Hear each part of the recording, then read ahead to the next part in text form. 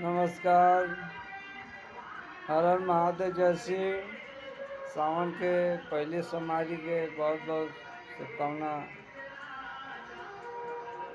आखरी हमर रमनवा कि अइती शरणवा नुहे कि भोले बाबा कोई दिन हम पे में हर बनिया की पूजिराउ चरनिया नुहे।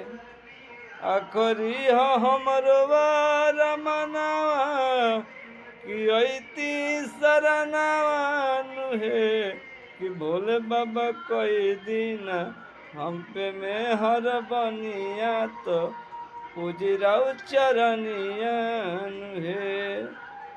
हर हर महादेव। जितना हमार देखा रहे सीसीएम फ्रेंड दोस्त साथी मित्र भाई सबको सावन के पहली सोमवारी के बहुत बहुत शुभकामना। जय शिव।